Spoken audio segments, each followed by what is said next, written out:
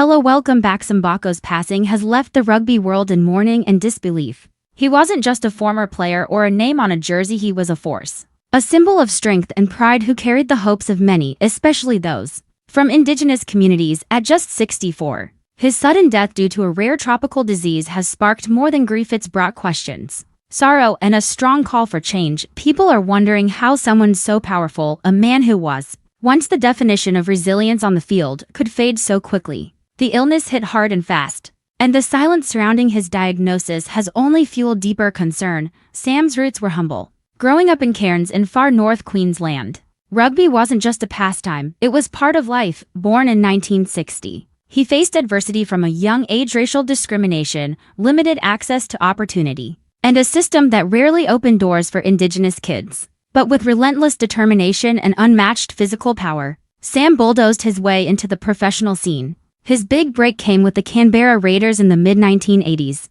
where he quickly earned a reputation as one of the most feared front rowers in the game. His performances didn't just turn heads, they made history. In 1988, he became a standout in the State of Origin series, scoring tries in 3 consecutive games, something no forward had done before. Later that year, he represented Australia internationally, becoming a beacon for Indigenous pride in sport. Off the field, Sam's presence was just as powerful. He carried himself with humor, humility, and quiet strength. He was a mentor, a voice, and a protector, and when he retired in the early 90s, his influence didn't end. In 2008, he was named one of the 100 greatest rugby league players of all time. But despite all the accolades, the real heartbreak came when the headlines confirmed his death gone too soon, taken by something as preventable as a tropical illness. Reports suggested Legionella pneumonia, a serious bacterial infection, likely contracted through contaminated water. It's a condition especially dangerous for older adults, and in Sam's case,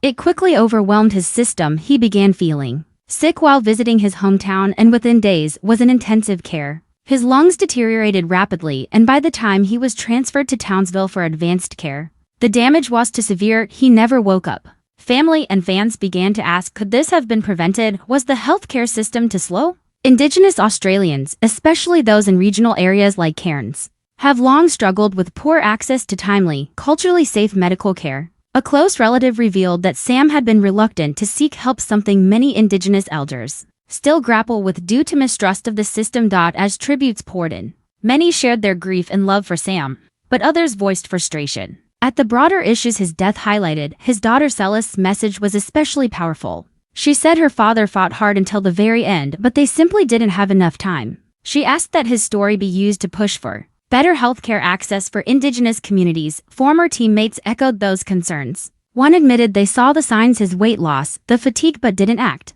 And now they carry that regret. The response from the rugby world was massive. From Mal Meninga's emotional tribute to the Raiders planning to honor Sam with a commemorative patch and moment of silence, it was clear how deeply he was loved. Stadiums across Australia went silent in his memory. Social media was filled with messages of mourning and admiration. One of the most poignant tributes came from a group of young Indigenous players who recorded a video proudly saying, "Because of you, we lace up." But Sam's legacy was never just about his tackles or his stats. It was about what he represented.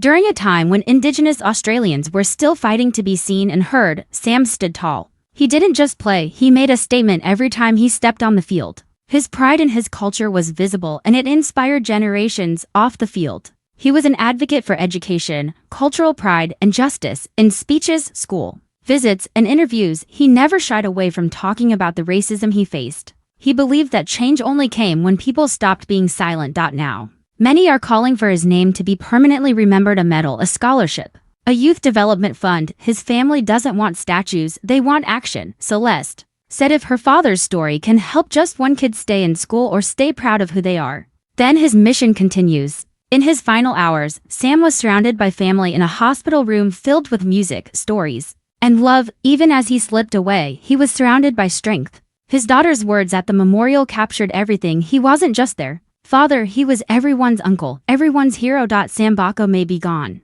but his spirit continues in every young Indigenous player who dares to dream, in every fan who remembers his power, and in every step toward justice and healing. His story now inspires